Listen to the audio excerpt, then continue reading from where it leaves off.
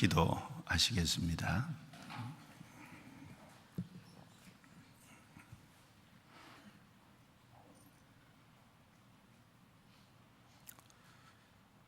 살아계시며 거룩하시고 은혜로우시고 자비로우신 하나님, 또 우리에게 선을 베푸시는 선하신 하나님, 또 우리의 영혼에 평강을 주신 평강의 하나님, 참으로 감사합니다. 이 세상 많은 사람 중에 우리를 먼저 불러 구원해 주시고, 또 주님의 몸된 교회 안에 주셔서 주님의 돌보심과 양육함을 받고, 또 우리의 행보를 진리 가운데 세워주셔서 진리를 위해 싸우고 걸어가도록 도와주심을 진심으로 감사합니다. 오늘 주님의 피로 구원받은 귀한 성도들 또 불러 모아 주셔서 거룩한 말씀으로 교제케 해주신 것 감사합니다. 이 시간이 각 사람의 신앙에 유익이 될 수 있도록 도와주시고, 주 성령께서 두루 역사하셔서 각 사람 심령을 붙잡아 주시고 마음을 새롭게 해 주옵소서. 이 시간 중집회가 진행되고 있습니다. 주님 함께 해 주셔서 새로 참석하는 귀한 영혼들 이뤄지지 않도록 도와주시고, 주님 말씀을 잘 들을 수 있도록 그 마음을 열어주시고, 끝까지 말씀을 듣고 진리의 말씀을 깨닫게 해 주옵소서. 말씀을 전하시는 목사님께 힘을 주시고, 또 지혜의 말씀을 주셔서 합당한 말씀을 증거할 수 있도록 도와주옵소서.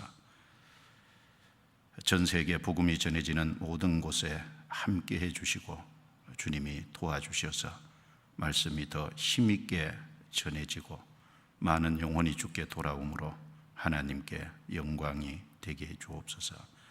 오늘 함께하지 못한 성도들 어느 곳에 있든지 합당하신 은혜로 채워 주옵소서. 우리를 구원해 주신 주 예수님 이름으로 기도드리옵니다. 아멘. 성경 누가복음 5장을 찾겠습니다.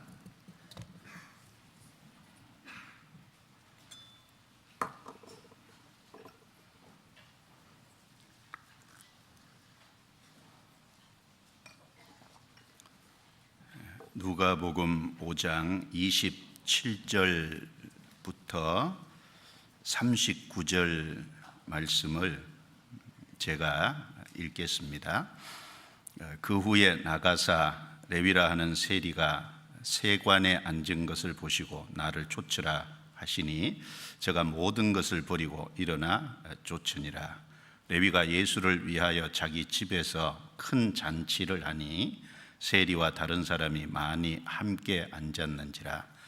바리새인과 저희 서기관들이 그 제자들을 비방하여 가로되 너희가 어찌하여 세리와 죄인과 함께 먹고 마시느냐. 예수께서 대답하여 가라사대 건강한 자에게는 의원이 쓸데없고 병든 자에게라야 쓸데있나니 내가 의인을 부르러 온 것이 아니요 죄인을 불러 회개시키러 왔노라. 저희가 예수께 말하되 요한의 제자는 자주 금식하며 기도하고 바리새인의 제자들도 또한 그리하되 당신의 제자들은 먹고 마시나이다. 예수께서 저희에게 이르시되 혼인집 손님들이 신랑과 함께 있을 때 너희가 그 손님으로 금식하게 할 수 있느뇨. 그러나 그 날에 이르러 저희가 신랑을 빼앗기리니 그 날에는 금식할 것이니라. 또 비유하여 이르시되 새 옷에서 한 조각을 찢어 낡은 옷에 붙이는 자가 없나니 만일 그렇게 하면 새 옷을 찢을 뿐이요 또 새 옷에서 찢은 조각이 낡은 것에 합하지 아니하리라. 새 포도주를 낡은 가죽 부대에 넣는 자가 없나니 만일 그렇게 하면 새 포도주가 부대를 터뜨려 포도주가 쏟아지고 부대도 버리게 되리라. 새 포도주는 새 부대에 넣어야 할 것이니라. 39절 말씀은 같이 읽겠습니다. 묵은 포도주를 마시고 새 것을 원하는 자가 없나니 이는 묵은 것이 좋다 함이니라. 지금 한 주간 교육은 6층 중강당에서 중집회가 진행되고 있습니다. 청년의 주간 집회라서 앞에 청년들이 없습니다. 새로운 사람들이 꽤 많이 듣고 있다고 들었습니다. 기도해 주시고 말씀을 전하시는 오세일 목사님 위해서 또 기도해 주시기 부탁드립니다. 여기 오늘 여기 누가복음 5장 32절에 보시면 누가복음 5장 32절에는 예수님이 이 세상에 들어오신 목적이 무엇인지를 이제 밝히고 있는 내용입니다. 예수님이 이 세상에 오신 목적은 의인을 부르러 온 것이 아니고 죄인을 불러 회개시키기 위해서 오셨습니다. 즉 사람을 구원하시기 위해서 오셨다는 말씀을 하셨습니다. 그리고 이어서 누가복음 5장 36절부터 39절 말씀에 새로운 것에 대한 말씀을 여기 계속하고 있습니다. 새 옷, 새로운 포도주, 새 부대, 그리고 새 것 4번이나 새로운 것에 대한 말씀을 이어서 말씀하셨습니다. 예수님이 이 땅에 들어오신 목적을 말씀하시면서 새로운 것에 대한 말씀을 하신 겁니다. 왜냐하면 예수님은 새 것입니다. 그리고 예수님께서 이 세상에 오신 목적이 새 것을 주시기 위해서 이 땅에 오신 것입니다. 그래서 오늘 제목을 새 것을 주시기 위해 오신 예수님이라는 제목을 좀 정했습니다. 새 것을 주시기 위해 오신 예수님이라는 이 제목으로 성경 전체와 좀 관련해서 좀 말씀을 살펴보려고 합니다. 학예 수양회를 통해서 구원을 받으신 분도 꽤 있고 하기 때문에 좀 도움이 됐으면 하는 마음으로 기도하는 중에 본문을 정했습니다. 그래서 본문 말씀을 먼저 좀 설명하고 또 구체적으로 새 것을 주시기 위해 오신 예수님에 대해서 말씀을 드려보겠습니다. 이 누가복음 5장에는 예수님께서 누가복음 앞부분에 베드로를 제자로 부르시는 내용이 말씀되어 있고, 여기 누가복음 5장 27절에는 세리 레위라는 사람을 제자로 부르시는 그 내용이 기록이 되어 있습니다. 세리 레위라고 했는데 다른 이름은 마태입니다. 그래서 마태복음을 기록한 마태라는 사람입니다. 예수님이 그 마태를 세간에 앉아 있는 것을 보시고 나를 좇으라 부르셨습니다. 이 레위는 자기의 모든 것을 버려두고 예수님의 부름에 즉시 응답하고 예수님을 쫓았습니다. 예수님을 메시아인 줄 알고, 그리고 예수님을 따르게 된, 예수님의 제자가 된 그 기쁨과 감사는 너무나 컸을 것입니다. 그래서 이 세리 마태가 그 예수님을 위해서 자기 집에서 큰 잔치를 베풀었습니다. 두 가지 목적이 있었을 거라고 생각합니다.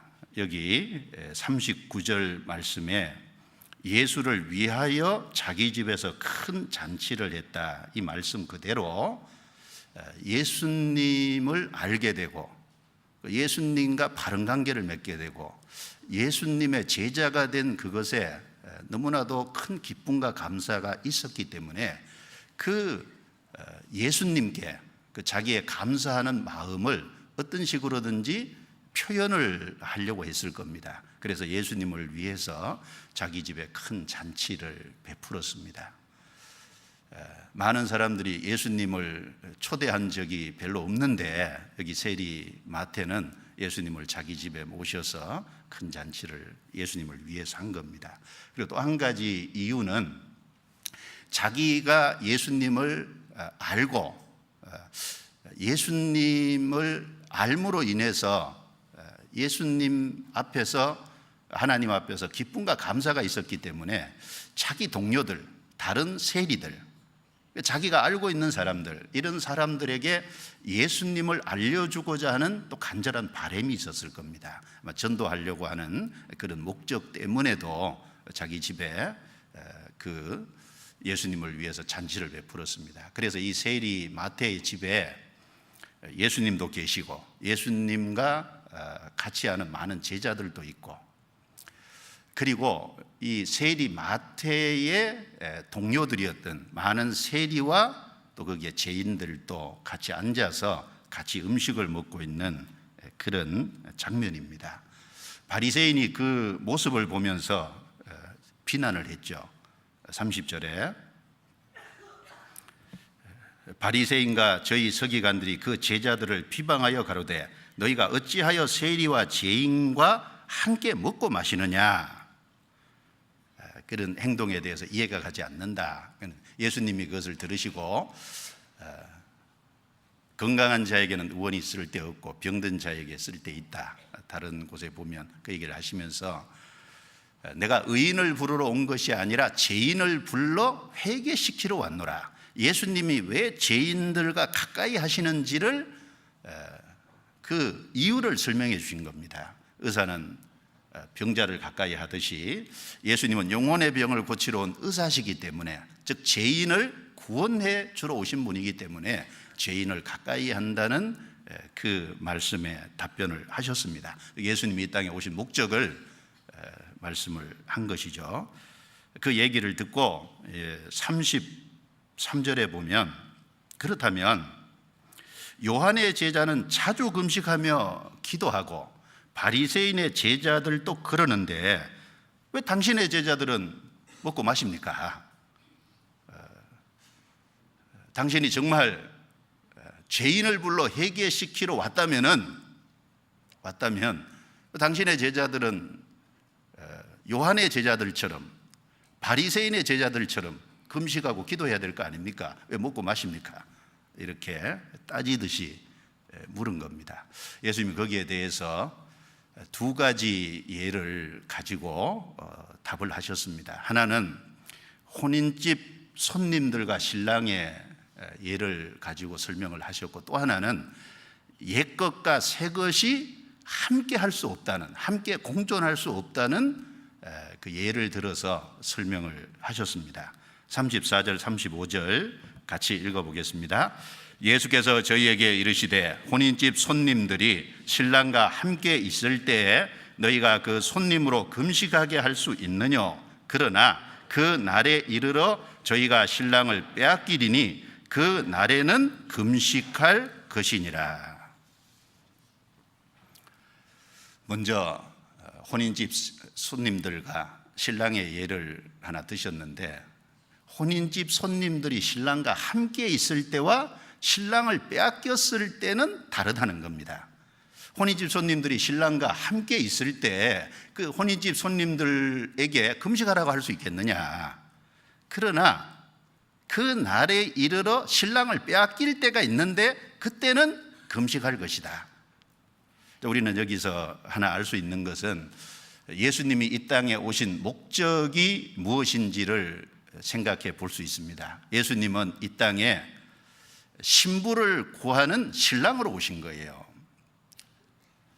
예수님은 이 땅에 사랑의 대상을 구하러 오신 겁니다. 창세기부터 요한계시록까지 하나님이 인간을 창조하신 목적은 바로 사랑의 대상을 찾는 것이고 구하는 것이잖아요. 그래서 호세아서 2장 19절 20절에 보면 내가 내게 장가들어 영원히 살되 의와 공변됨과 은총과 긍휼히 여김으로 장가들며 진실함으로 내게 장가들리니 내가 여호와를 알리라. 하나님이 사람에게 장가드시겠다. 그 말씀은 하나님이 사람을 사랑의 대상으로 삼으시고 그 사람을 구원해서 영원히 하나님과 사랑의 짝이 되게 하시겠다는 말씀입니다. 또 고린도후서 11장 2절에 보면 내가 너희를 정결한 처녀로 한 남편인 그리스도께 드리려고 중매함이로다. 바울 사도는 고린도 교회 편지를 쓰면서 고린도 성도들을 정결한 처녀, 신부라고 얘기했고 예수님을 가르쳐서 한 남편인 그리스도를 신랑이라고 얘기했습니다.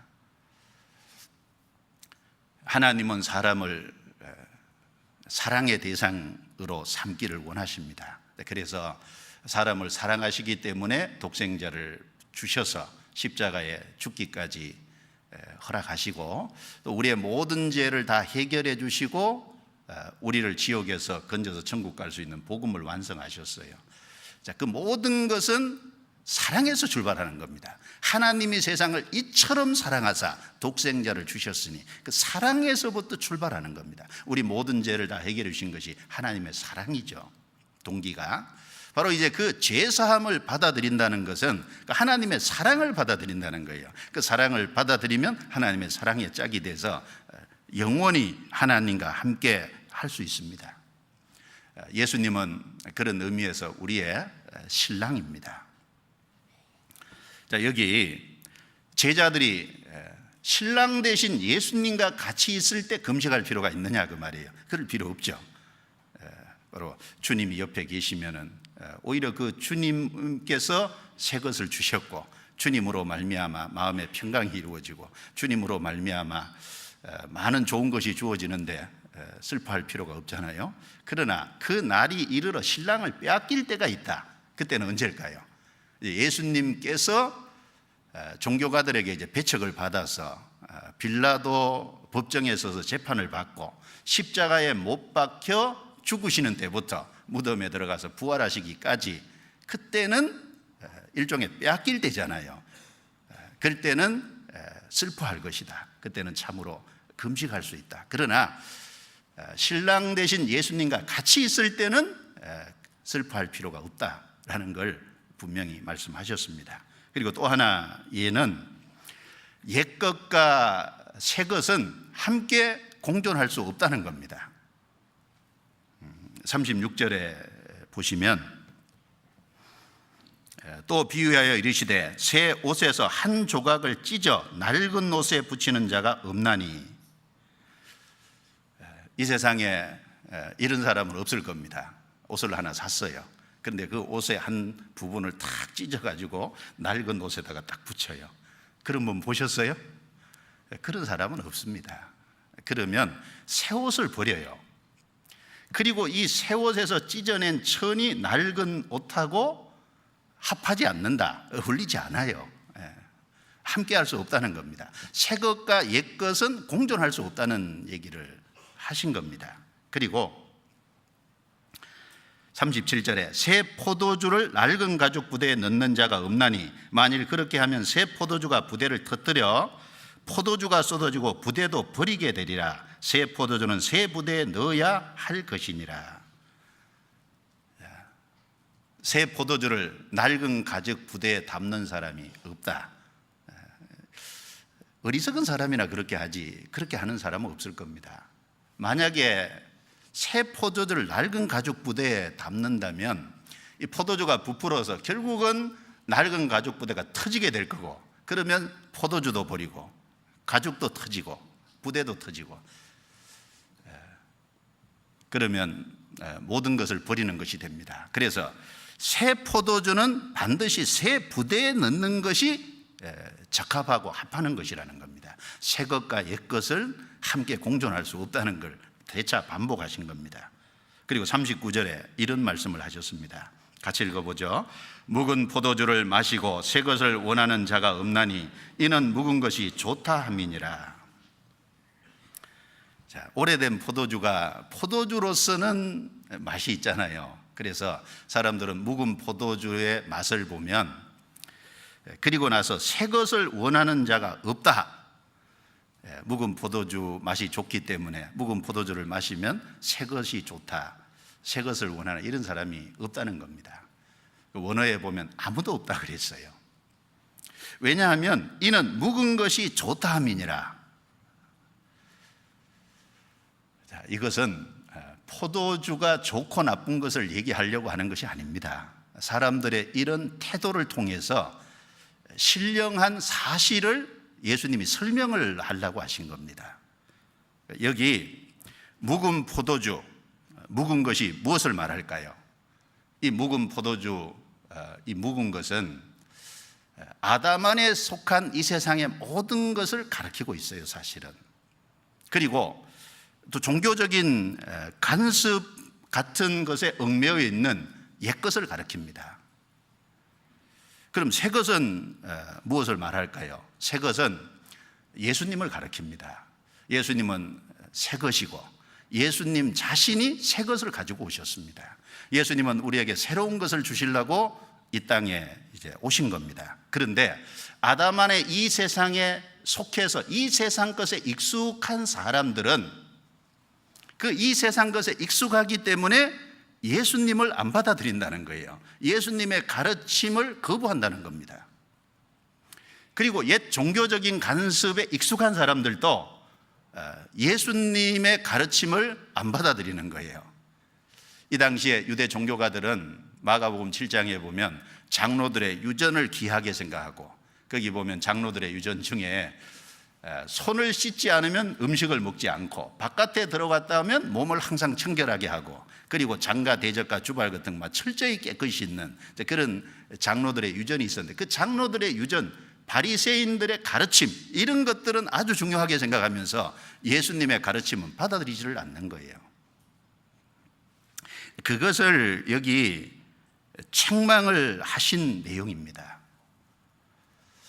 예수님의 가르침을 바리새인들의 가르침 옆에 놓으려는 것은 마치 새 것을 옛 것하고 같이 놓으려는 것과 같은 꼴이라는 겁니다. 그것은 마치 새 옷을 찢어서 낡은 옷에 붙이려는 것과 같은 거고, 그것은 마치 새 포도주를 낡은 가죽 부대에 넣으려는 것과 같은 거라는 겁니다.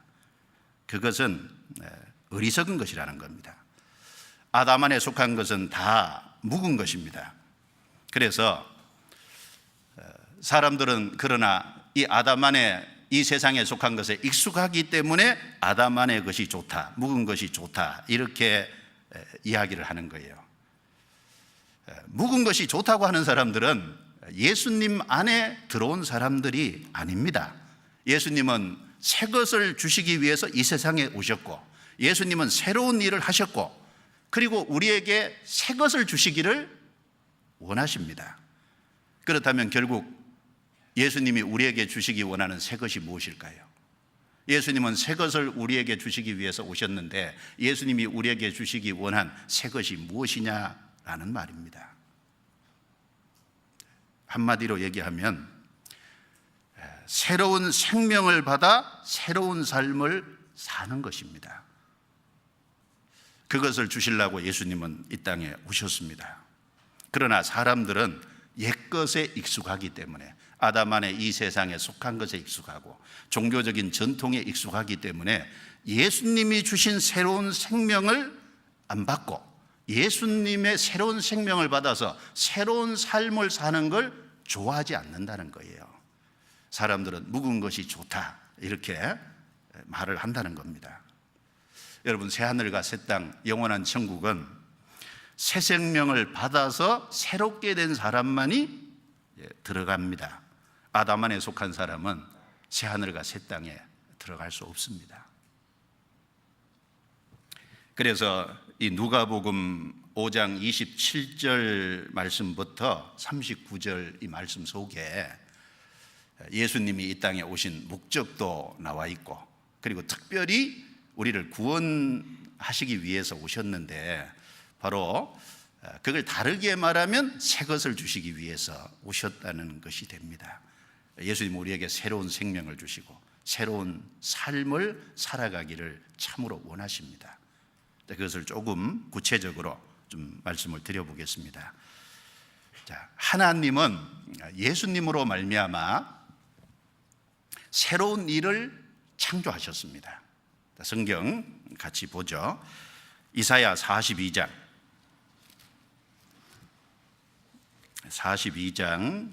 9절입니다.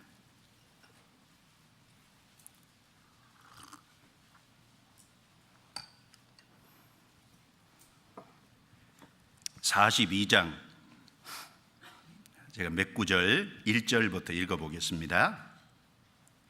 내가 붙드는 나의 종, 내 마음에 기뻐하는 나의 택한 사람을 보라. 내가 나의 신을 그에게 주었은즉 그가 이방에 공의를 베풀리라. 그는 외치지 아니하며 목소리를 높이지 아니하며 그 소리로 거리에 들리게 아니하며 상한 갈대를 꺾지 아니하며 꺼져가는 등불을 끄지 아니하고 진리를 공의로 베풀 것이며 그는 새하지 아니하며 낙담하지 아니하고 세상에 공의를 세우기에 이르리니 섬들이 그 교훈을 앙망하리라.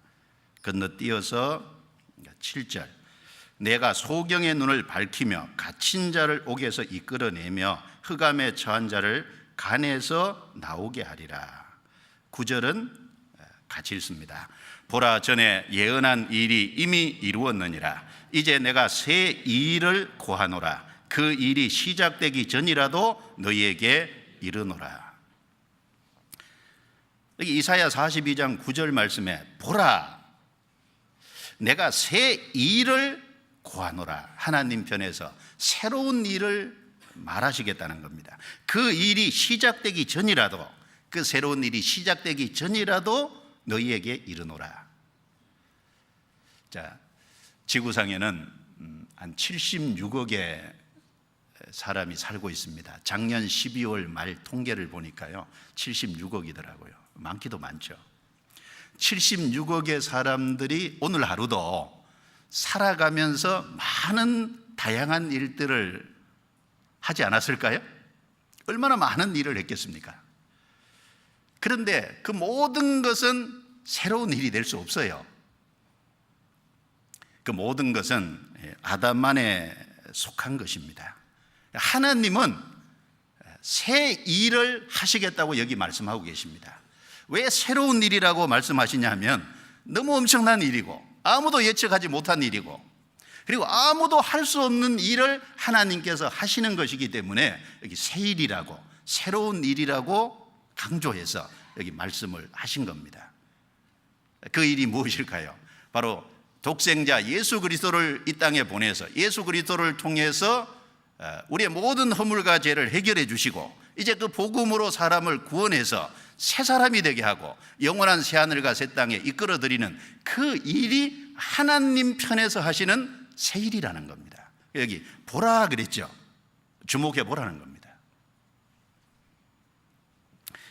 자, 이사야 42장 1절부터 이 3절 말씀이요 마태복음 12장 17절부터 21절에 인용되어 있어요. 그런데 이 이사야 42장 1절부터 4절 말씀, 여기 내가 붙드는 나의 종, 내 마음에 기뻐하는 나의 택한 사람을 보라 그랬는데 하나님이 정하신 특별한 종, 하나님이 세우신 특별한 한 사람, 이분이 누굴까요? 마태복음 12장에는 예수님 자신을 가리킨다고 말씀을 하고 있습니다. 하나님이 세우신 한 분, 자, 그분이 이 땅에 오시면 상한 갈대를 꺾지 아니하며 꺼져가는 등불을 끄지 아니하고 그랬습니다. 이 세상 사람들은 상한 갈대가 있으면 그것마저 꺾어버리죠. 사람이 약하고 어려운 데 처해 있으면요 그걸 더 힘들게 만들잖아요. 꺼져가는 심지를 아예 꺼버리죠. 그런데 예수님은 상한 갈대 같은 인생을 치료해 주시고 꺼져가는 등불에 성령을 공급하셔서 새 사람이 되게 하시고 그 일을 예수님은 하시는입니다. 7절은 우리 영혼 속에 이루어질 일을 설명하신 겁니다. 소경의 눈을 밝히며 갇힌 자를 옥에서 이끌어내며 흑암에 처한 자를 간에서 나오게 하리라. 사실은 우리가 죄 가운데 심판받고 멸망받을 운명에 있는 모습을 얘기한 겁니다. 우리가 예수님을 알기 전에는 소경이었습니다. 그런데 말씀으로 우리의 눈을 열어주시고 갇힌 자를 옥에서 이끌어내듯이 우리가 심판과 형벌에 있는 죄 가운데 얽매여 있는 그 가운데서 우리를 건지고 마귀의 건세에서 건져주셨잖아요. 바로 그 새 일을 미리 예수님 오시기 700년 전에 여기 고한다, 알려주신다라고 말씀을 하신 겁니다. 또 예레미야 31장을 찾아보겠습니다. 예레미야 31장.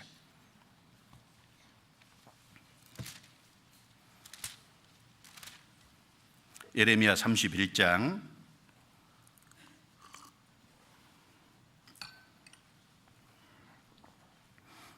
31장 제가 몇 구절 읽겠습니다. 15절 나 여호와가 이같이 말하노라. 라마에서 슬퍼하며 통곡하는 소리가 들리니 라헬이 그 자식을 위하여 애곡하는 것이라. 그가 자식이 없으므로 위로받기를 거절하는도다. 22절 같이 읽겠습니다. 패역한 딸아 내가 어느 때까지 방황하겠느냐. 여호와가 새 일을 세상에 창조하였나니 곧 여자가 남자를 안으리라. 건너뛰어서 31절은 제가 읽습니다. 나 여호와가 말하노라. 보라 날이 이르리니 내가 이스라엘 집과 유다 집에 새 언약을 세우리라. 나 여호와가 말하노라. 이 언약은 내가 그들의 열조의 손을 잡고 애굽 땅에서 인도하여 내던 날에 세운 것과 같지 아니할 것은 내가 그들의 남편이 되었어도 그들이 내 언약을 파하였음이니라. 나 여호와가 말하노라. 그러나 그날 후에 34절까지 같이 읽습니다. 내가 이스라엘 집에 세울 언약은 이러하니 곧 내가 나의 법을 그들의 속에 두며 그 마음에 기록하여 나는 그들의 하나님이 되고 그들은 내 백성이 될 것이라. 그들이 다시는 각기 이웃과 형제를 가르쳐 이르기를 너는 여호와를 알라 하지 아니하리니 이는 작은 자로부터 큰 자까지 다 나를 알미니라. 내가 그들의 죄악을 사하고 다시는 그 죄를 기억지 아니하리라. 여호와의 말이니라. 먼저 15절을 보시면 이 15절 말씀이 마태복음 2장 17절과 18절에 역시 인용되어 있어요. 그런데 그 마태복음 2장 17절 18절 내용은 헤롯 왕이 예수님을 죽이려고 베들레헴에 군대를 보내서 2살 아래 아이들을 싹 죽인 내용을 이야기하고 있습니다. 바로 이 예레미야 31장 15절 말씀이 바로 그 예언을 가리키는 거라고 인용해 놨어요. 바로 예수님이 이스라엘 땅에 초림하셨을 때 그 베들레헴의 2살 아래 아이들이 다 죽음으로 많은 부모들이 통곡할 것을 미리 여기 예언의 말씀으로 해놓으신 겁니다. 그리고 이걸 얘기하시면서 22절에 여자가 남자를 안으리라 이 말씀을 하셨는데 여기 남자가 누구를 말할까요? 예수 그리스도를 가리킵니다. 여기 여자는 이스라엘을 가리키는 거예요. 그리고 여기 안으리라라는 말은 원어에 보면 높인다, 또 둘러싼다 이런 의미가 있어요. 자, 이스라엘 역사 속에 예수 그리스도께서 들어오시고 그 예수님께서 높아질 것이라는 겁니다. 그리고 그 예수님이 중심이 될 것을 말씀한 겁니다. 그래서 새 일을 세상에 창조하였나니 지금까지는 아무도 하지 못한, 아무도 할 수 없는, 또 전혀 예측할 수 없는 새로운 일을 하나님은 계획하고 계셨던 거예요. 바로 하나님의 독생자를 세상에 보내셔서 바로 그 이스라엘 역사 속에 보내셔서 예수님이 중심이 되게 하시겠다는 얘기를 여기 하신 겁니다. 그리고 그것을 31절부터 34절에서는 새 언약이라고 말씀을 하셨습니다. 31절에 나 여호와가 말하노라. 보라 날이 이르리니 내가 이스라엘 집과 유다 집에 새 언약을 세우리라. 자, 새로운 언약입니다. 나 여호와가 말하노라. 이 언약은 내가 그들의 열조의 손을 잡고 애굽 땅에서 인도하여 내던 날에 세운 것과 같지 아니할 것은 내가 그들의 남편이 되어서도 그들이 내 언약을 파하였음이니라. 하나님은 이스라엘 백성을 애굽에서 건져내셨죠. 그리고 시내산에서 이스라엘 민족과 율법으로 언약을 맺었어요. 그래서 그 율법을 주시면서 순종하면 하나님이 축복해 주시고 그 율법을 불순종하면 하나님이 저주하시겠다고, 즉 행위 언약을 주셨습니다. 그런데 이스라엘은 철저하게 그 행위 언약을 깨뜨렸습니다. 하나님이 특별히 이스라엘이라는 그 나라를 하나님께서 아내로 신부에 위치해 두시고 하나님이 신랑으로서 보호하시고 다스렸음에도 불구하고 이스라엘은 그걸 철저히 언약을 깨뜨렸다는 겁니다. 그래서 그런 시내산에서 세운 십계명 두 돌판으로 말미암아 주신 그런 언약 말고 이제 새로운 언약을 주시겠다는 겁니다. 그 새 언약의 내용이 뭘까요? 두 가지입니다. 그 새 언약의 내용이 33절 34절에 기록되어 있지 않습니까? 첫 번째는 나 여호와가 말하노라. 그러나 그날 후에 내가 이스라엘 집에 세울 언약은 이러하니 곧 내가 나의 법을 그들의 속에 두며 그 마음에 기록하여. 첫 번째는 나의 법을 그들의 속에 두고 그 마음에 기록하겠다. 하나님이 이스라엘 민족에게 언약을 세울 때는 십계명 두 돌판에 10가지 계명을 딱 새겨서 주셨어요. 돌판에 새겨 주셨습니다. 그런데 새로운 언약은 이제 돌판이 아닙니다. 여기 나의 법을 그들의 속에 두며 그 마음에 기록하여. 이제는 육의 신비, 그 마음에 하나님의 말씀을 기록해 주시겠다는 약속입니다. 그리고 또 한 가지는 우리 죄를 영원히 용서해 주시겠다는 약속이에요. 34절 끝부분에 내가 그들의 죄악을 사하고 다시는 그 죄를 기억지 아니하리라. 그들의 죄를 사하고, 자, 죄를 철저히 완전히 영원히 사했기 때문에 다시는 그 죄를 기억지 아니하리라. 다시는 그 죄에 대해서 문제 삼지 않겠다. 즉 우리 죄를 영원히 용서해 준 사실입니다. 바로 하나님이 말씀하신 여기 세상의 새 일을 창조한다 그랬죠. 왜냐하면 지금까지 그런 일은 아무도 못했기 때문에 여기 창조라는 단어를 22절에 쓰신 거예요. 내가 새 일을 세상에 창조하노라.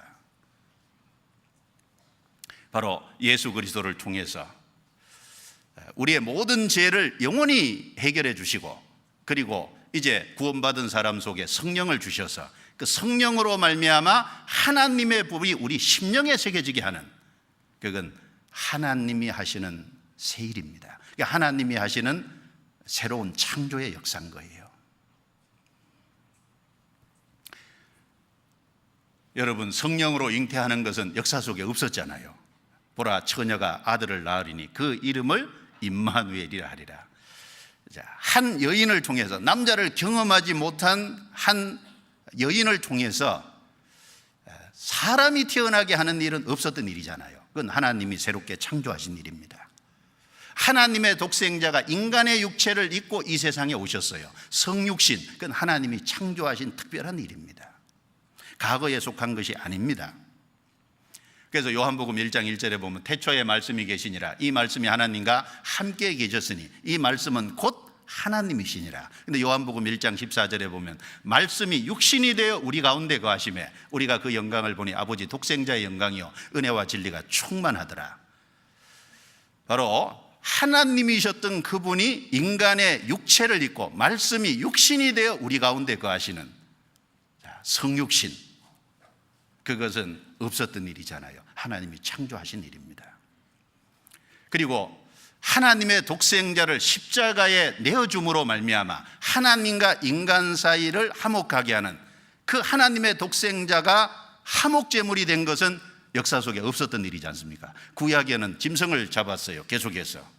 그런데 하나님의 독생자가 제물이 된 겁니다. 하나님이 창조하신 일입니다. 그래서 요한일서 4장 10절에 사랑은 여기 있으니 우리가 하나님을 사랑한 것이 아니요 오직 하나님이 우리를 사랑하사 우리 죄를 위하여 화목제로 그 아들을 보내셨습니다. 하나님의 독생자가 사람을 위해서, 하나님과 사람이 화목하는 그 일을 위해서 제물이 되었다. 그건 역사 속에 단 한 번밖에 없는 하나님이 창조해내신 일입니다. 그리고 구약 성경에 짐승이 죽음으로 말미암아 죄를 해결하는 그림자와 모형으로 보여주셨는데 그건 진정한 의미에서 죄가 해결되지 않은 거잖아요. 그런데 예수님이 십자가의 중으로 피를 흘림으로 우리 대신 심판을 받음으로 우리의 모든 죄를 영원히 씻어주셨다. 하나님이 창조하신 일이지 않습니까? 그리고 그 죄를 사함받은 사람 속에 성령을 주시고, 그리고 그 성령으로 말미암아 그 사람 심령 속에 말씀이 새겨지게 하는 것은, 그것은 새로운 창조의 일이잖아요. 옛것에 속한 것이 아닙니다. 하나님은 예수 그리스도로 말미암아 새로운 일을 창조하신 겁니다. 예수님은 그래서 새 것입니다. 그래서 예수님이 이 땅에 오셨는데 예수님은 새로운 교훈, 새 교훈을 가지고 오신 겁니다. 바리새인들의 가르침하고 다르죠. 옆에다 놓으면 안 되죠. 마가복음 1장. 마가복음 1장.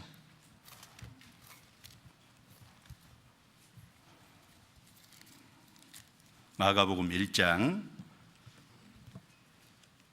27절.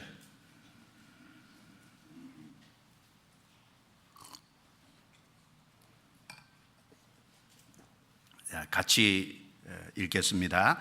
다 놀라 서로 물어 가로되 이는 어쩌미뇨 건세 있는 새 교훈이로다. 더러운 귀신들을 명한즉 순종하는도다 하더라. 예수의 소문이 곧 온 갈릴리 사방에 퍼지더라. 이 마가복음 1장 앞에 보면 예수님 요단강에서 침례를 받으시고 그리고 가버나움 해당에서 가르치실 때 그 해당에서 귀신 들린 사람이 소란을 피웠어요. 예수님이 그 꾸짖으시면서 25절에 잠잠하고 그 사람에게서 나오라 명령하시니까 경련을 일으키면서 귀신이 나왔어요. 그걸 보고 다 놀라서 말하기를 권세 있는 새 교훈이로다. 왜냐하면 지금까지 귀신에게 명령을 내서 귀신이 순종하는 것을 본 적이 없다 그 말입니다. 우리도 한국에 보면요 귀신 쫓아낸다고 무당굿하잖아요. 그런데 자, 귀신에게 명령을 해서 귀신을 나오게 할 수 있다. 그 말은 보이지 않는 영적인 세계 권세를 가지신 분이라는 겁니다. 이스라엘 백성들도 대단히 놀란 겁니다. 권세 있는 새 교훈이로다. 지금까지 그런 일은 없었거든요. 바로 그분이 우주 만물을 창조하시고 모든 권세를 가지신 분이지 않습니까? 마태복음 7장입니다. 마태복음 7장 28절 29절 또 같이 읽겠습니다. 예수께서 이 말씀을 마치심에 무리들이 그 가르치심에 놀래니 이는 그 가르치는 것이 권세 있는 자와 같고 저희 서기관들과 같지 아니함일러라. 마태복음 5장부터 마태복음 7장까지 내용을 산상수훈이라고 얘기합니다. 예수님이 산에 올라가 앉으시고 사람들이 앞에 나오고 예수님이 그 무리를 가르치셨어요. 그 가르치심을 들은 사람들이 놀랬다 그랬습니다. 이는 그 가르치시는 것이 권세 있는 자와 같고 서기관들과 같지 아니함일러라. 그렇죠? 서기관들의 가르침은 예수님의 가르침하고는 다릅니다. 예수님의 가르침은 권세가 있었어요. 마태복음 5장에 보면 옛사람에게 말한 바 살인치 말라 하였다는 것을 너희가 들었으나 나는 너희에게 이르노니 형제에게 노하는 자마다 심판을 받게 되고 라가라는 자는 공리에 잡히게 되고 미련한 놈이라 하는 자는 지옥불에 들어가게 되리라. 그 말씀에서 너희가 들었으나 나는 너희에게 이르노니 마치 예수님이 자기가 최종 권위자인 것처럼 권세자인 것처럼 예수님은 말씀하신 겁니다. 너희가 들었다. 그러나 나는 너희에게 이른다. 옛사람에게 말한 바 간음치 말라 했다는 것을 너희들가 들었으나 나는 너희에게 이르노니 여자를 보고 음욕을 품는 자마다 마음에 이미 간음하였느니라. 나는 너희에게 이르노니. 예수님처럼 말씀하신 분은 아무도 없었습니다. 예수님은 최종 권세자, 최종 권위자처럼 말씀하신 게 맞아요. 요한복음 8장 12절에 나는 세상의 빛이라고 했습니다. 빛을 알려주는 사람이라고 안 하고 내가 세상의 빛이라고 얘기하신 거예요. 요한복음 11장 25절에는 나는 부활이고 생명이니 나를 믿는 자는 죽어도 살겠고 살아서 나를 믿는 자는 영원히 죽지 아니하리니 내가 이것을 믿느냐? 죽은 지 나흘 된 나사로 그 집에 가서 마르다에게 그 말을 했죠. 나는 부활이고 생명이다. 예수님 자신이 부활이고 예수님 자신이 생명이라고 얘기하신 겁니다. 요한복음 10장 9절에는 내가 문이니 누구든지 나로 말미암아 들어가면 구원을 얻을 것이다. 요한복음 6장 48절에는 나는 생명의 떡이다. 요한복음 14장 6절에는 내가 곧 길이요 진리요 생명이니 나로 말미암지 않고는 아버지께로 올 자가 없느니라. 내가 곧 길이라는 건 내가 곧 유일한 그 길이다. 내가 곧 진리라는 건 내가 유일한 그 진리다. 내가 유일한 그 생명이다. 바로 그 길, 그 진리, 그 생명. 예수님은 모든 것을 최종 권위자인 것처럼 예수님이 그렇게 말씀하셨어요. 그 가르치심에 모든 사람이 놀랐습니다. 예수님은 새로운 교훈을 가지고 오신 겁니다. 왜냐하면 하나님이 세일을 창조하시는 그 중심에 예수님이 있기 때문에 그렇습니다. 그럼 예수님의 가르침의 핵심이 뭘까요? 예수님의 가르침의 핵심이 첫 번째는 거듭나야 된다는 거지 않습니까? 요한복음 3장 3절에 사람이 거듭나지 아니하면 하나님 나라를 볼 수 없느니라. 요한복음 3장 5절에 물과 성령으로 거듭나지 아니하면 하나님 나라에 들어갈 수 없느니라. 거듭나야 된다는 것을 강조하셨습니다. 요한복음 1장 12절에도 영접하는 자 곧 그 이름을 믿는 자들에게는 하나님의 자녀가 되는 권세를 주셨으니 이는 혈통으로나 육정으로나 사람의 뜻으로 나지 아니하고 오직 하나님께로서 난 자들이 하나님으로 말미암아 태어나야 된다는 거예요. 예수님의 가르침의 핵심은 거듭나야 된다는 겁니다. 다른 말로 생명을 얻어야 된다는 걸 강조하신 겁니다. 그리고 생명을 얻었다면 너희가 서로 사랑하라고 말씀하신 겁니다. 그리고 주님이 이루신 것을 전파하라고 부활하시기 전에 부탁하고 가셨잖아요. 예수님의 가르침의 핵심이 복잡하지 않습니다. 모든 사람은 거듭나야 됩니다. 거듭나야 하나님 나라에 들어가고 거듭나지 아니하면 하나님 나라를 볼 수도 없습니다. 예수님 이전에 예수님처럼 거듭나야 된다고 가르친 사람은 아무도 없었습니다. 예수님은 새로운 교훈을 가지고 오신 거예요. 그리고 예수님으로 말미암아 새로운 언약이 이루어진 겁니다. 아까 예레미야 31장 그 내용을 히브리서 8장과 히브리서 10장에 인용을 하고 있어요. 히브리서 8장을 보겠습니다. 히브리서 8장.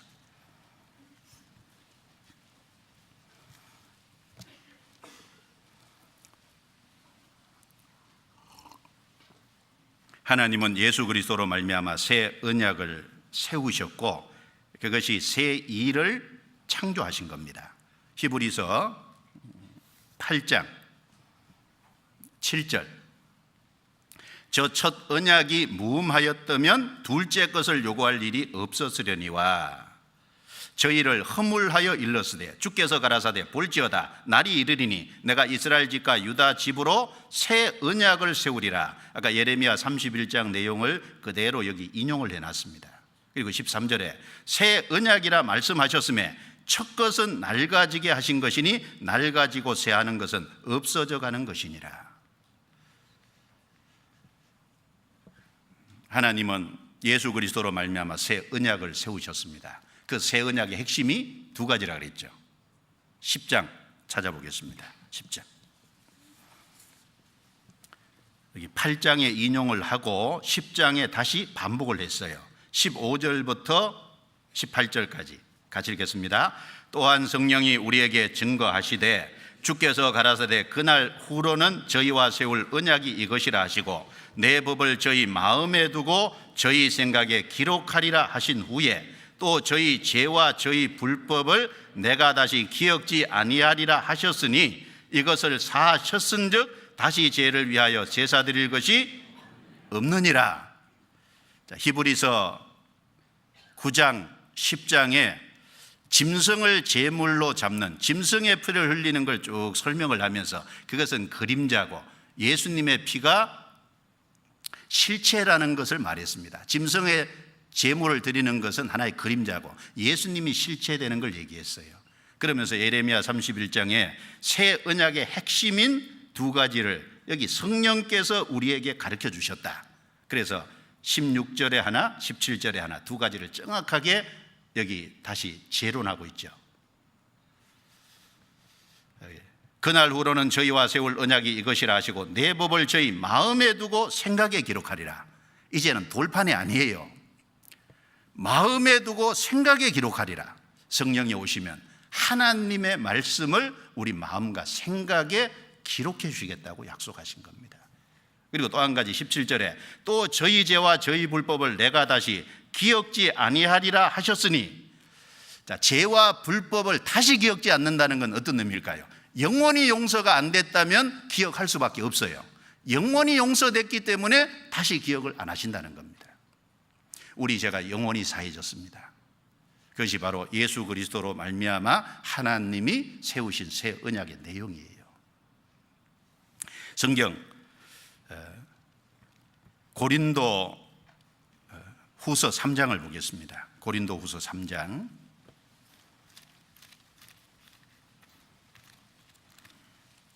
고린도 후서 3장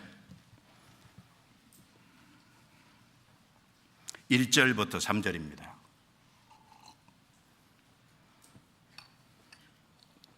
같이 읽어보겠습니다. 우리가 다시 자천하기를 시작하겠느냐? 우리가 어찌 어떤 사람처럼 증거서를 너희에게 붙이거나 혹 너희에게 맞거나 할 필요가 있느냐? 너희가 우리의 편지라 우리 마음에 썼고 무사람이 알고 읽는 바라. 너희는 우리로 말미암아 나타난 그리스도의 편지니 이는 먹으로 쓴 것이 아니요 오직 살아계신 하나님의 영으로 한 것이며 또 돌비에 쓴 것이 아니요 오직 육의 신비에 한 것이라.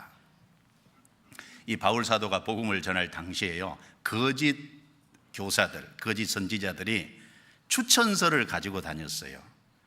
나는 누구의 추천서를 받았다, 청거서를 가지고 다녔습니다. 그러면서 비난을 하기를, 바울은 누구에게 청거서를 받은 것이 없지 않느냐, 바울은 누구에게 추천을 받았느냐, 그러면서 바울을 비난을 했어요. 바울이 그 비난을 받을 때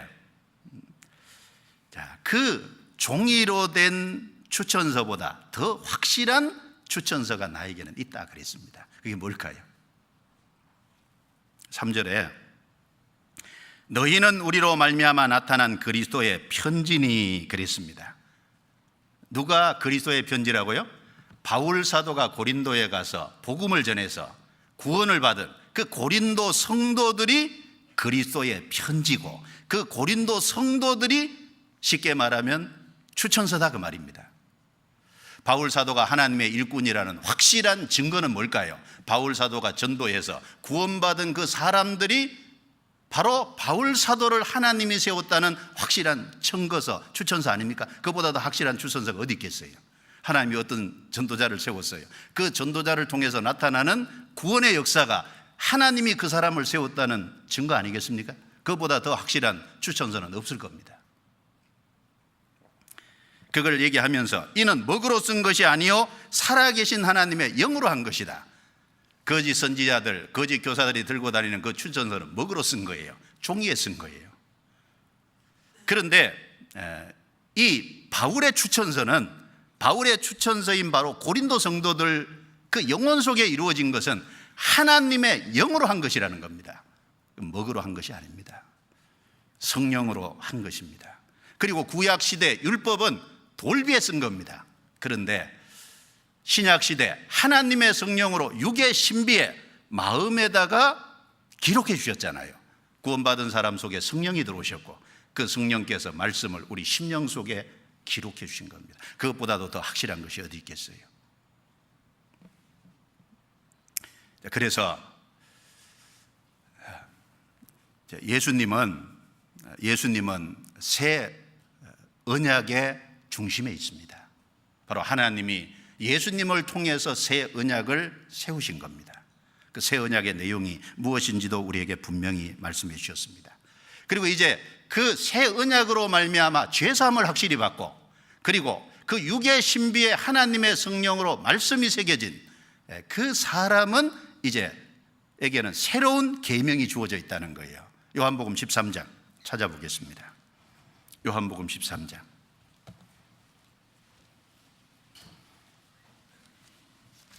가장 중요한 계명이 중에 하나가 이것이지 않습니까? 요한복음 13장 34절부터 35절입니다. 같이 읽겠습니다. 새 계명을 너희에게 주노니 서로 사랑하라. 내가 너희를 사랑한 것 같이 너희도 서로 사랑하라. 너희가 서로 사랑하면 이로써 모든 사람이 너희가 내 제자인 줄 알리라. 여기 새 계명이라고 말씀하셨습니다. 예수님이 제자들에게 새 계명을 너희에게 주노니 서로 사랑하라. 그 새 계명이 뭐냐면 서로 사랑하라는 거예요. 사실 옛 계명도 서로 사랑하라는 겁니다. 마태복음 22장 34절부터 39절 말씀해 보면 한 율법사가 예수님에게 나와서 선생님, 율법 중에 어느 계명이 크니까 이렇게 물어봤습니다. 예수님이 대답을 하시기를 첫째는 마음을 다하고 성품을 다하고 목숨을 다해서 주 너희 하나님을 사랑하라. 이것이 첫째 되는 계명이요, 둘째는 이것이니 내 이웃을 내 몸과 같이 사랑하라 하셨으니 이 모든 것이 온 율법과 선지자의 강령이니라. 율법과 선지자는 구약성경 전체를 말하잖아요. 구약성경 전체의 가르침이 뭐냐? 하나님을 사랑하고 이웃을 사랑하라. 그러니까 옛 계명의 중심에도 사랑하라는 얘기가 들어있습니다. 그런데 왜 여기 새 계명이라고 하셨을까요? 새 계명을 너희에게 주노니 서로 사랑하라.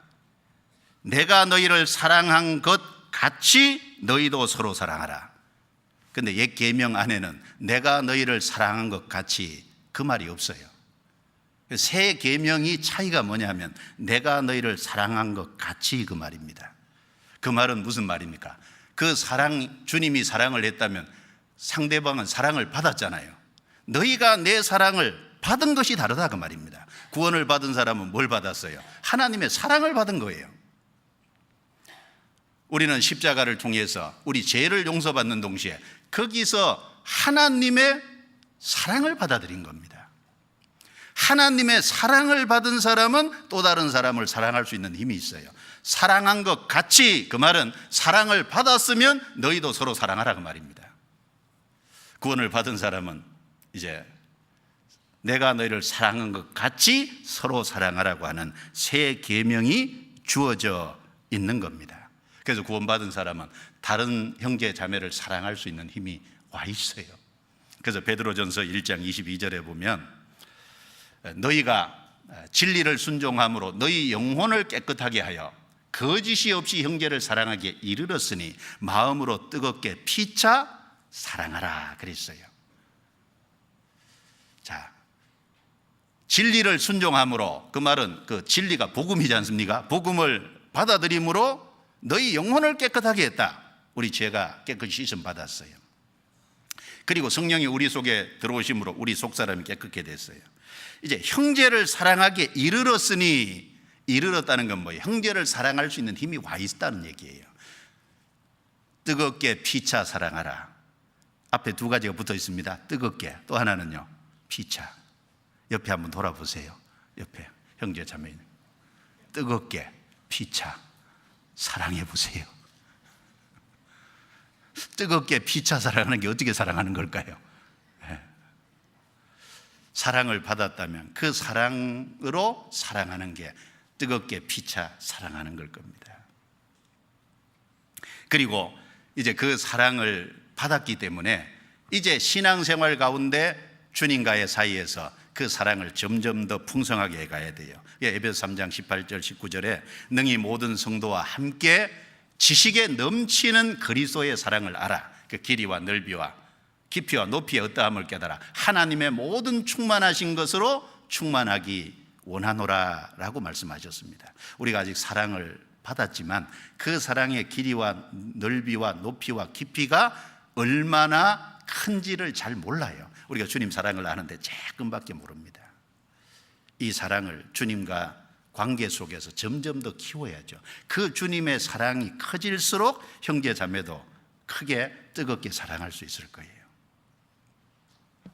그래서 사랑을 받았기 때문에 이제 사랑합니다.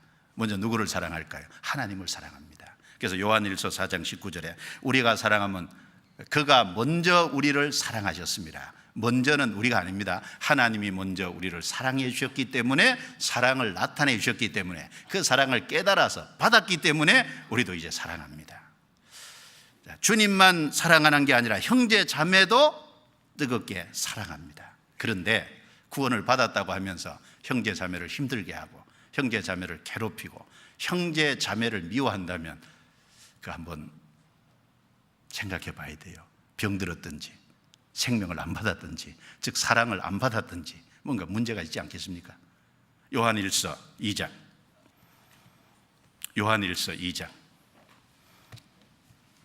7절입니다.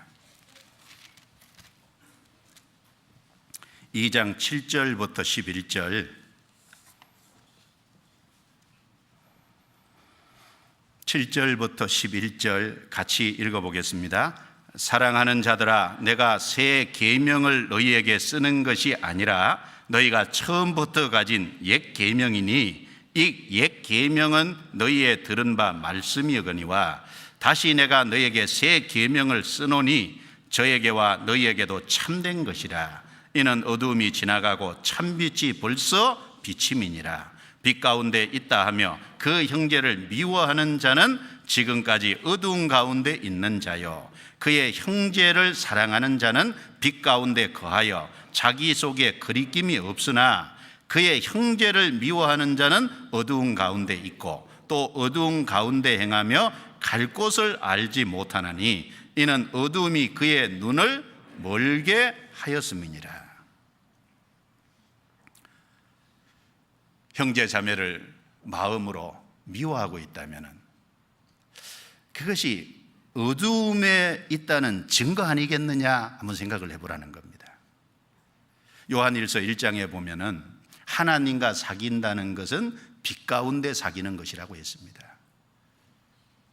그런데 빛 가운데 사귄다면 그 주님의 생명이 와 있고 사랑이 와 있다면 같은 구원을 받은 형제 자매를 사랑할 텐데 그 형제 자매를 미워하는 것은 아직도 어두움에 있다는 겁니다. 9절에 지금까지 어두운 가운데 있는 자요 이렇게 말씀하셨죠.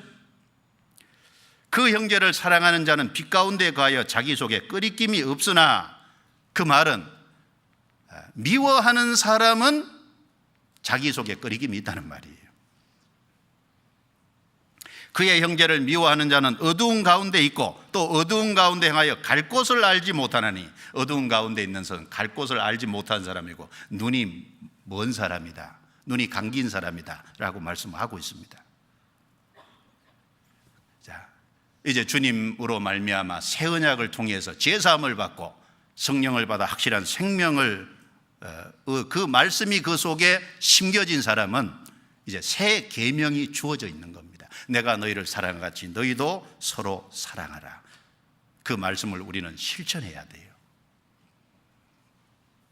그리고 이제 구원을 받았기 때문에 구원받기 이전하고 전혀 다른 새로운 길을 걸어가는 겁니다. 구원받은 성도들이 가야 될 길이 따로 있어요. 새로운 길입니다. 성경 히브리서 10장입니다. 히브리서 10장 19절 20절 10장 19절 20절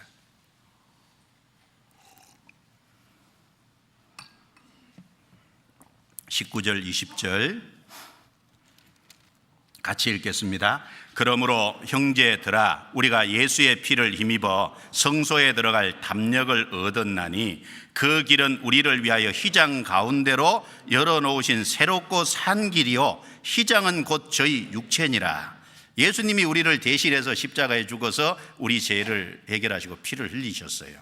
그래서 이제 산 길이라 그랬죠. 생명길, 사람이 살 수 있는 길을 열어놓으셨어요. 그리고 그 길은 여기 말씀한 것처럼 새로운 길이라 그랬어요. 새롭고 산 길이다. 구원받은 사람은 이제 길을 가기는 가는데 새로운 길을 가는 겁니다. 좁은 문을 통과했으면 이제 좁은 길을 가요. 구원받은 사람이 보편적으로 걸어가야 될 길이 있고, 그리고 하나님이 각 사람을 구원하셨을 때 각 사람이 가야 될 길이 있어요. 그 새로운 길이 있습니다. 구원받기 이전에 가던 길하고 구원받은 이후에 가는 길은 완전히 다르죠. 구원받으면 삶의 방향과 목적이 명확하게 전해지고, 그 삶의 방향과 목적이 정해지기 때문에 구원받기 전에는 방향과 목적이 달랐잖아요. 구원받기 전에는 이 세상에서 좀 어떻게 하면 명예를 얻을까, 이 세상에 어떻게 하면 돈을 많이 벌까, 어떻게 하면 남을 좀 부리고 살아볼까, 어떻게 하면 좀 즐겁게 쾌락 이런 것을 좀 추구해 볼까, 이런 것이 인생의 목적이었다면은, 그런데 구원을 받으면 이제 완전히 방향이 바뀌잖아요. 목적이 바뀌잖아요. 주님 중심의 삶이 되고, 어떻게 하면 주님 뜻 가운데 좀 살아볼까, 어떻게 하면은 신앙생활을 잘할 수 있을까, 어떻게 하면 다른 영혼을 좀 건져볼까, 어떻게 하면 주님과 좀 가까이 할까, 좀 다르잖아요. 구원받기 이전하고 전혀 다른 새 길을 갑니다. 그래서 구원을 받으면 하나님을 섬기는 하나님 중심의 길을 이제 새롭게 가는 겁니다. 그리고 구원을 받으면 구원받은 형제 자매들과 뜨겁게 피자 사랑하라고 했는데, 뜨겁게 피자 사랑하려면 자주 모여야 될 거 아니에요. 안 모이고 어떻게 뜨겁게 피자 사랑할 수 있겠어요? 같이 자주 모이고 형제 자매들과 함께 합심하고 동고동락하고, 그 가운데서 형제 자매들의 이제 거룩한 교제의 길을 가는 겁니다. 그것이 성도들이 가야 될 길이에요. 그리고 천국의 소망을 두고, 그리고 위를 추구하는, 영원한 것을 추구하는 삶을 살아갑니다. 그래서 구원받기 이전하고 전혀 다른 새롭고 산 길이잖아요. 주님이 우리에게 그 길을 주신 거예요. 그리고 구원을 받으면 이제 이 속에 성령이 오신다 그랬죠. 성령이 오시면 성령의 새롭게 하심이라는 측면이 있습니다. 성경 디도서 3장 찾아보겠습니다. 디도서 3장. 성경 디도서 3장 5절입니다. 5절.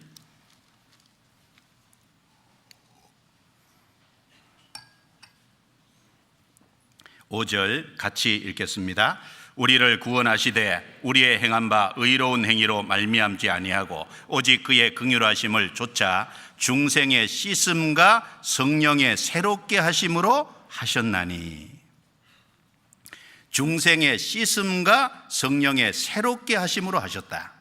먼저 우리를 구원하시되 우리의 행한 바 의로운, 우리의 어떤 행위에 근거해서 우리를 구원하신 게 아니죠. 오직 그의 긍휼하심을 좇아 하나님의 긍휼이 동기가 되고 사랑이 동기가 돼서 하나님 편에서 일방적으로 자격 없는 우리를 위해서 해 주신 일이잖아요.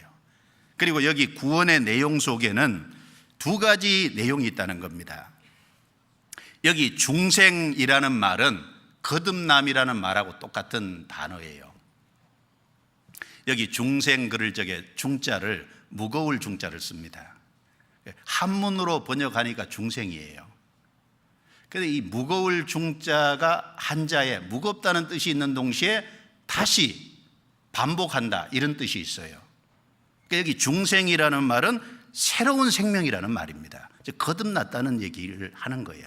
거듭나면은 두 가지가 있다. 씻음, 죄 씻음이죠. 우리의 모든 죄를 씻어줬다는 것과 성령의 새롭게 하심으로 하셨나니, 이제 성령이 우리 속에 들어오셨어요. 우리가 주일날 두 번이나 하나님의 두 가지 선물에 대해서 배웠습니다.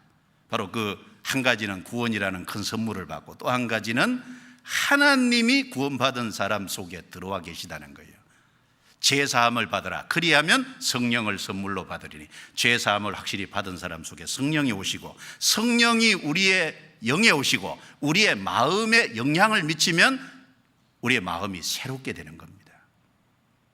우리 속에 오신 성령이 어떤 성령이십니까? 은혜의 성령이잖아요. 고린도전서 2장 12절에 우리가 세상의 영을 받지 아니하고 오직 하나님께로 온 영을 받았으니 이는 하나님께서 우리에게 은혜로 주신 것들을 알게 하려 하심이라. 하나님께로부터 온 영, 성령을 받았는데 은혜로 주신 것들을 알게 하려 하심이라. 이제 구원을 받으면 은혜로 주신 것 하나가 아니죠. 것들이라 그랬어요. 복수입니다. 먼저는 제사해 주시고 우리를 지옥에서 건져주시고 우리를 영원한 천국에 이끌어 들이시는 그 은혜를 먼저 깨달아요. 그리고 주님이 우리 삶 속에 무엇을 해주시는지 우리 삶 속에서 누리는 많은 은혜가 있어요. 그리고 우리가 죽음을 건너갔을 때 영원 속에서 하나님 안에서 누리는 은혜가 또 있어요. 그 은혜들을 이제 하나하나 깨달아 가게 하시는 겁니다. 은혜가 깨달아질수록 우리 영혼이 충만해지죠. 우리 영혼에 기쁨과 감사가 있을 거예요. 기쁨과 감사가 넘치는 만큼 주님을 위해서 더 힘있게 살 수 있습니다. 그리고 우리 속에 오신 성령은 진리의 성령이에요. 요한복음 16장 13절 말씀에 그러하나 진리의 성령이 오시면 그가 너희를 모든 진리 가운데로 인도하시리니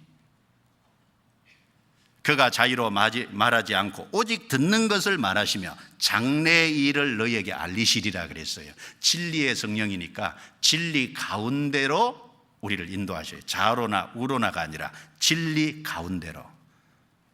말씀이라는 진리 위에 우리를 세워주시고 그 말씀으로 우리를 정로로 갈 수 있도록 우리를 이끌어 주십니다. 그리고 장래 일에 대해서 앞으로 어떤 일이 있을 것을 깨닫게 해주세요.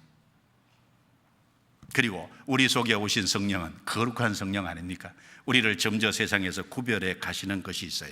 성령의 새롭게 하심. 확실히 제사함을 받은 사람 속에는 성령이 와 계시고 성령이 오셔서 새롭게 하시는 일이 있어요.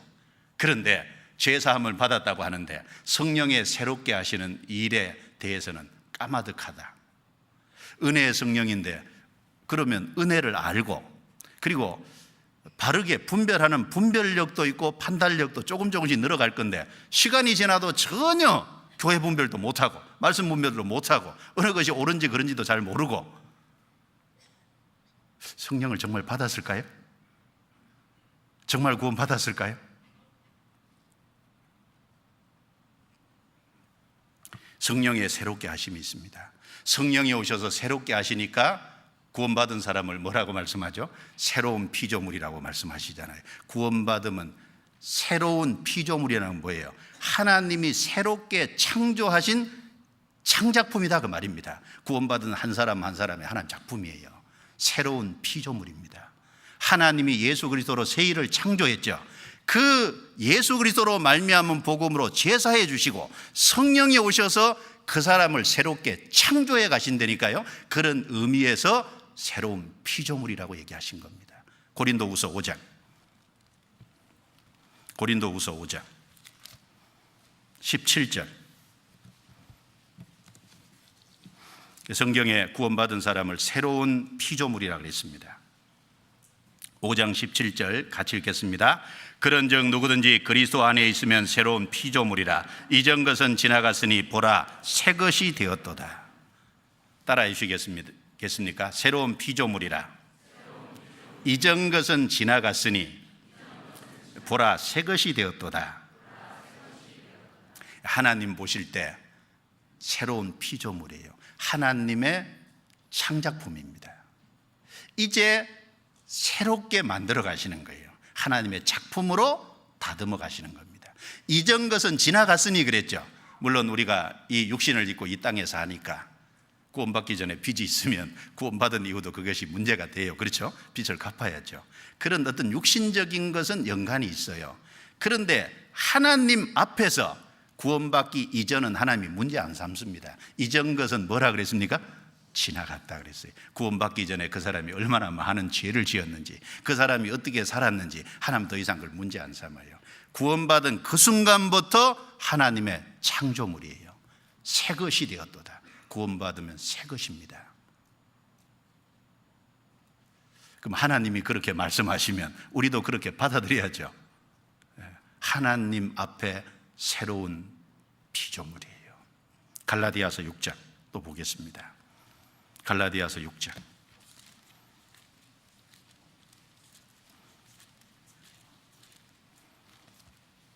6장 15절 같이 읽어보겠습니다. 할례나 무할례가 아무것도 아니로되 오직 새로 지으심을 받은 자뿐이니라. 육신의 할례 무할례 이런 것은 아무것도 아니다. 유대인들은 하나님의 백성이라는 표를 그 몸에다 뒀잖아요. 8일째 되면은 사내아이는 할례를 행했습니다. 우리말로 포경수술이죠. 그런데 그건 하나의 구원의 그림자고, 이 할례나 무할례 그건 아무것도 아니로되 오직 새로 지으심을 받은 자뿐이니라. 하나님의 새로운 작품이 된, 그게 중요한 겁니다. 죄사함 받고 성령이 오셔서 새로운 피조물이 됐어요. 그럼 한번 생각을 해보십시다. 새로운 피조물이면 모든 것에서 달라야 될 거 아닙니까? 첫 번째요, 새로운 마음이 주어졌어요. 그리고 하나님이 마음을 새롭게 하셨다면 이제 입술이 말하는 것이 달라져요. 입술의 열매를 하나님이 창조해 가십니다. 그리고 새로운 피조물이 됐다면 새 사람이라는 거죠. 새 사람으로 하나님께서 만들어 가십니다. 그리고 구원을 받은 사람은 이제 성령의 인도함을 받는 새 생명 가운데 살아가는 삶입니다. 그리고 구원을 받은 사람은 새 노래를 부르게 돼 있어요. 구원을 받은 사람은 모든 마음과 생각과 입술과 삶의 행위, 모든 것에서 새로운 피조물입니다. 첫 번째는 마음이 새롭게 됩니다. 그래서 에스겔서 11장 19절 20절 말씀에 보면 성신이 오시면, 성령이 오시면 일치하는 마음이 주어진다 그랬어요. 일치하는 마음. 그리고 돌같이 단단한 마음이 없어지고 부드러운 마음이 주어진다 그랬어요. 일치하는 마음, 그리고 부드러운 마음. 그리고 에스겔 36장 26절에 보면 구원을 받으면, 성신이 오시면 새 마음이 주어진다 그랬어요. 구원을 받으면 새 마음이 주어집니다. 과거에 없던 마음이 이제 생겨요. 어떤 마음이 생길까요? 구원을 받아본 사람은 알죠. 구원을 받으면 주님이 나를 구원하셨기 때문에 모든 것보다도 주님을 더 사랑하고 모든 것보다도 주님을 더 귀히 여기는, 일단 삶은 그렇게 안 될지라도 그 마음만은 주님이 정말 소중한 분이 되는 거예요. 주님께 감사하는 마음이 생긴 겁니다. 주님이 내 인생의 주인이 되고 내 삶의 주님 중심이 되는 거예요. 그런 마음이 생깁니다. 그리고 구원받으면 내가 구원받은 것이 귀하듯이, 내가 천국 들어가게 된 것이 귀하듯이, 다른 영혼을 보면, 구원 안 받은 영혼을 보면 불쌍히 생각하는 마음이 생기잖아요.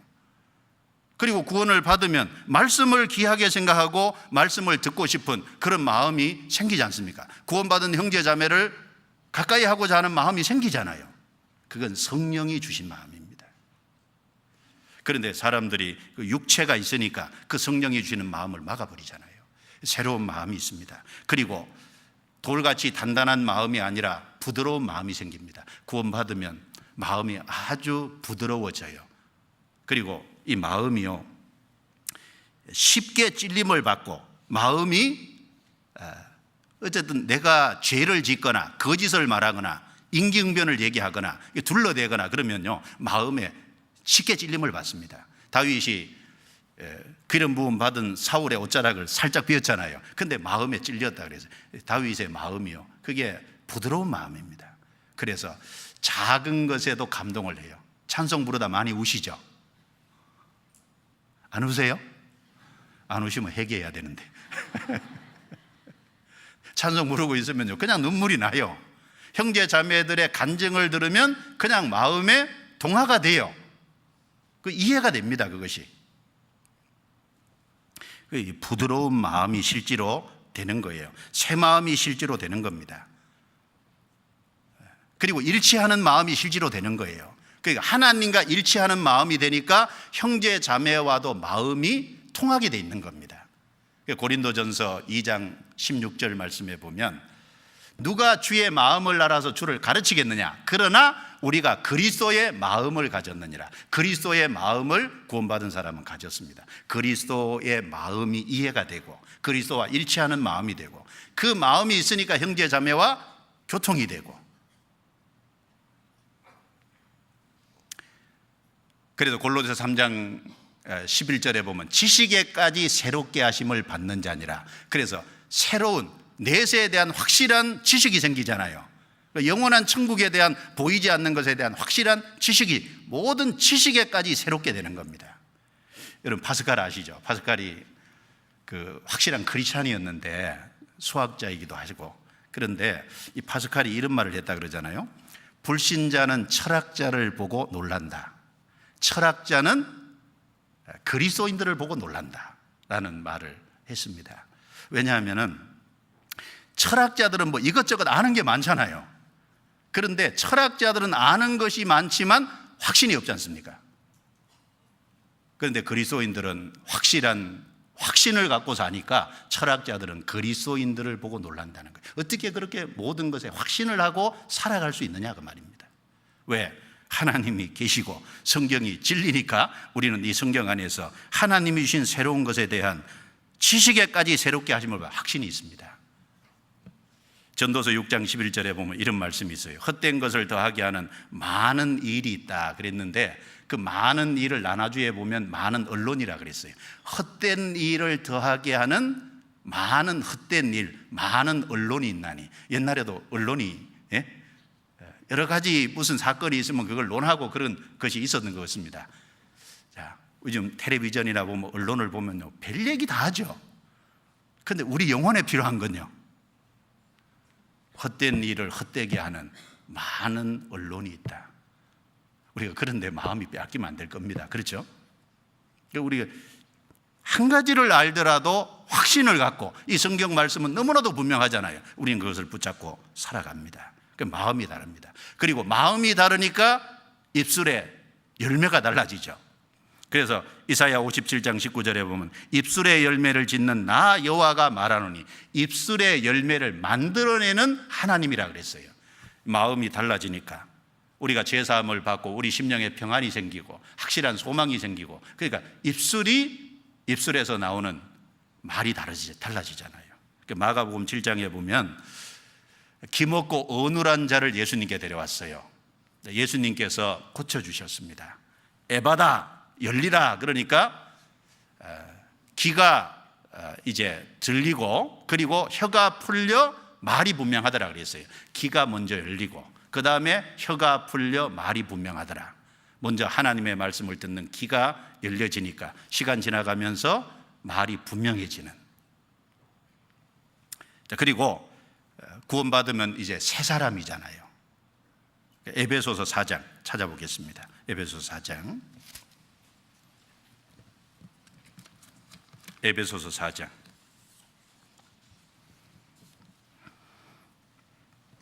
에베소서 4장 22절부터 24절 같이 읽겠습니다. 너희는 유혹의 욕심을 따라 썩어져 가는 구습을 좇는 옛사람을 벗어버리고 오직 심령으로 새롭게 되어 하나님을 따라 의와 진리의 거룩함으로 지으심을 받은 새 사람을 입으라. 옛사람을 벗어버리고 새 사람을 입으라. 이제 구원을 받으면 이제 아담 안에 속한 옛사람은 점점 벗어지고 그리스도 안의 새 사람, 그리스도의 성품을 닮아가는 그것이 분명히 있게 됩니다. 새 사람을 입어가는. 그리고 구원을 받았으니까 이제 새 노래를 부르게 되는 거예요. 이스라엘 백성들이 애굽에서 부른 노래는 슬픔의 노래잖아요. 근데 애굽에서 이제 탈출해서 홍해 바다를 건너서 부른 출애굽기 15장의 노래는 구원의 노래, 새 노래지 않습니까? 이스라엘 백성들이 바벨론에 포로 잡혀가 있을 때는 옛 노래입니다. 그런데 바벨론에서 이스라엘 땅으로 돌아왔을 때 그게 새 노래예요. 시편에 보면은 다윗이 죄를 확실히 용서받고 그 확실한 기쁨이 있을 때, 그 기가 막힌 웅덩이와 수렁에서 건져졌을 때 새 노래를 불렀다 그랬습니다. 구원받은 사람이 구원받은 그것을 노래하고 주님을 높이고 찬양하는 그것이 새 노래가 될 겁니다. 우리는 영원한 천국에 가면 영원히 새 노래를 부르게 될 겁니다. 그 내용이 요한계시록 5장에 쭉 나와 있어요. 그래서 구원받으면 성령이 오심으로 새롭게 되는 게 있고, 그래서 새로운 피조물로 마음과 생각, 말과 행동 모든 면에서 이제 새 사람답게 하나님이 바꾸고 가셔요. 그러니까 새로운 피조물이라고 했습니다. 그런데 우리가 하나 생각해야 될 것이 있습니다. 자, 누가복음 5장 잠깐 본문을 보시죠. 누가복음 5장 누가복음 5장 39절 같이 읽겠습니다. 묵은 포도주를 마시고 새 것을 원하는 자가 없나니 이는 묵은 것이 좋다 함이니라. 우리 번역에는 묵은 포도주를 마시고 새 것을 원하는 자가 없나니 이렇게 기록이 되어 있는데, 원문에는 묵은 포도주를 마시고 즉시 새 것을 원하는 자가 없나니, 즉시라는 단어가 원래 들어있어요. 묵은 포도주를 마시고 즉시 새 것을 원하는 자가 없나니, 그러면 즉시 새 것을 원하는 자가 없지만 계속해서 들으면 새 것을 원하게 된다 그 말이지 않습니까? 즉시로는 그런 사람이 없다 그랬어요. 예수님이 이스라엘 땅에 왔습니다. 그런데 예수님이 새 언약을 가져오시고 새로운 교훈을 가져오시고 모든 것에 새 것을 주시기 위해서 왔는데, 그 예수님을 배척했지만, 그런데 그 예수님의 말씀을 계속 듣고 상고하고 귀담아 듣다 보면 예수님의 가르침을 받아들이고 예수님을 받아들이게 되는 거죠. 사도행전 17장에도 보면 베레아 사람들은 데살로니가 사람보다 더 신사적이어서 날마다 성경을 상고함으로 그 중에 믿는 사람이 많고, 처음에는 좀 생소할 거예요. 그런데 말씀을 계속 듣다 보면 그것이 진리입니다. 자, 그리고 구원받은 이후에도 우리가 새로운 피조물이 됐어요. 하나님이 새 사람으로 만들어 가십니다. 그런데 즉시는 좀 생소할 거예요. 구원받아서 새 사람이 됐지만 아직 모습은 안 바뀐 게 너무 많잖아요. 마음과 생각과 아직 여러 가지가 하나님의 말씀이 이해되는 폭도 적잖아요. 그런데 하나님의 말씀을 계속 시간 내서 가르침을 받으면 이제 새 사람답게 정말 바뀌어가는 겁니다. 여기는 즉시 새 것을 원하는 자가 없나니, 그럼 시간 지나가면은 가능하다는 얘기입니다. 그래서 구원 안 받은 사람도 말씀을 계속 듣게 하면 그 말씀 속에서 주님이 깨닫게 해주십니다. 그리고 구원받은 사람도 점점 더 새롭게 돼 갈 겁니다. 그리고 교회도 한 세 사람이죠. 교회를 성경에 세 사람이라고 그랬습니다. 성경 에베소서 2장 찾아보겠습니다. 에베소서 2장 잠깐만 보겠습니다. 에베소서 2장 15절 같이 읽겠습니다. 원수된 것 곧 의문에 속한 계명의 율법을 자기 육체로 폐하셨으니 이는 이 둘로 자기의 안에서 한 세 사람을 지어 화평하게 하시고, 교회를 한 세 사람이라 그랬어요. 유대인 이방인 상관없이, 나이 상관없이, 신분 국적 상관없이 모든 것을 초월해서 하나님이 하나가 되게 해놓으신 거예요. 그래서 구원받은 사람은 그리스도 안에서 하나입니다. 그래서 한 세 사람이니까 이제 그 교회 안에서 한 세 사람으로서 그 교회를 하나님이 온전케 만들어가는 거예요. 온전한 사람으로 만들어갑니다. 에베소서 4장 13절 우리가 다 하나님의 아들을 믿는 것과 아는 일에 하나가 되어 같이 읽습니다.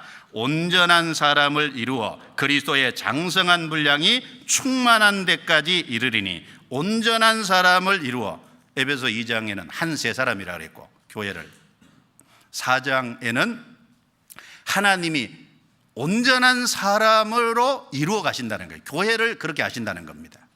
그래서 15절 오직 사랑 안에서 참된 것을 하여 범사에 그에게까지 자랄지라. 그는 머리니 곧 그리스도라. 그에게서 온몸이 각 마디를 통하여 도움을 입음으로 연락하고 상합하여, 같이 읽습니다. 각 지체의 분량대로 역사하여 그 몸을 자라게 하며 사랑 안에서 스스로 세우느니라. 사랑 안에서 스스로 세우느니라. 하나님이 이제 예수 그리스도가 그 교회의 머리가 되죠. 구원받은 사람이 전체가 몸을 이루고 한 사람 한 사람은 그 안에 각 지체입니다. 그 온전한 사람을 이루어서 그 안에 서로 공급받고 그 안에서 하나님의 역사를 이제 이루어가는 거예요. 교회도 한 세 사람입니다. 그래서 교회는 예수 그리스도의 죽음과 부활을 통해서 성령이 오심으로 구원받는 사람이 생기고, 그 구원받는 사람의 무리가 교회잖아요. 그 교회도 하나님이 해가시는 세 사람입니다. 그리고 예수님 안에서는 다 새로운 것이잖아요. 전도서 1장 9절에 보면 해 아래에서 새 것이 없다 그랬어요. 어떤 분은 그 전도서 1장 9절에 해 아래에서 새 것이 없다, 그 구절을 읽고 새 것 많은데 한 200년 전에는 텔레비전도 없고 자동차도 없고 그리고 냉장고도 없고 없는 거 막 요즘 새 것이 막 쏟아져 나오잖아요. 얼마나 많은 새 것이 나오는데 왜 해 아래에서 새 것이 없다 그랬을까요? 사실 그건 다 새 것이 아닙니다. 하나님이 해놓으신 재료를 가지고 사실 그걸 모양만 바꾼 것이니까 그 새 것이라고 할 수 없어요. 그리고 그 모든 것은 아담 안의 것이고 결국은 이 세상이 불탈 때 다 없어질 겁니다. 그러면 새 것은 뭘까요? 예수 그리스도 안에 있는 모든 것만 새 것이라고 할 수 있습니다. 그리스도 안의 것이 아니면 새 것이 아니에요. 그리고 그리스도 안에서 새로운 생명을 받아 새로운 삶을 사는 그 사람이 어디 들어갈까요? 영원한 새하늘과 새 땅에 들어갑니다. 천국도 새하늘과 새 땅이잖아요. 요한계시록 21장 마지막으로 찾아보겠습니다. 요한계시록 21장 1절 같이 읽겠습니다. 또 내가 새 하늘과 새 땅을 보니 처음 하늘과 처음 땅이 없어졌고 바다도 다시 있지 않더라. 천년왕국도 이사야 65장에 보면 새 하늘과 새 땅이라 그랬고 영원한 천국도 새 하늘과 새 땅입니다. 예수님은 이 땅에 의사로서 오셨습니다. 우리 영혼을 구원하러 오셨습니다. 그것을 다르게 말하면 새 것을 주러 오셨다라고 말했습니다. 하나님은 이 첫 번째 하나님이 창조한 이 세상에 속한 것이 아닌 예수 그리스도를 통해서 완전히 새로운 일을 하셨습니다. 그것이 새 창조라고 말씀하셨습니다. 그 안에서 우리는 제사함을 받고 성령을 받고 새 사람의 모습으로 살아갑니다. 그러면 구원받아서 새 사람이 돼서 그리고 새하늘과 새 땅에 들어갈 사람은 뭐가 맡겨져 있을까요? 새로운 일이 맡겨져 있을 거 아닙니까? 우리가 해야 될 새로운 일이 있어요. 그것이 주님이 이 땅에서 그리스도를 통해서 영원한 천국에 들어갈 그 구원받는 사람을 준비하는, 바로 하나님의 사랑의 대상을 준비하는 그 일에 우리 모두를 사용하시기를 원하십니다. 그게 우리에게 맡겨진 새 일일 거예요. 그래서 새 것을 주시기 위해 오신 예수님 마음에 좀 생각을 많이 해보시면 좋겠습니다. 기도드리겠습니다. 저희를 구원해 주신 주님 감사합니다. 부족하고 연약하고 허물이 많습니다. 그러나 우리를 구원하셔서 새로운 피조물로 만드시고 또 우리를 통해서 주님의 선한 일을 이루기를 원하시는 줄 믿고 감사합니다. 우리가 새로운 피조물로서 더욱 새 사람답게 변화되는 삶을 살 수 있도록 도와주시고 주님이 주신 새로운 계명에 순종해 살 수 있도록 도와주시고 새 일 가운데 더욱 참여해서 살아갈 수 있도록 도와주옵소서. 주님이 우리에게 주시는 새하늘과 새 땅에 들어갈 때 칭찬과 영광과 존귀를 다 얻는 사람들이 되게 해 주옵소서. 한 주간 집회 중에 계속해서 도와주시고 끝까지 인도해 주셔서 구원받는 역사를 나타내 주옵소서. 우리를 구원해 주신 주 예수님 이름으로 기도드리옵니다. 아멘.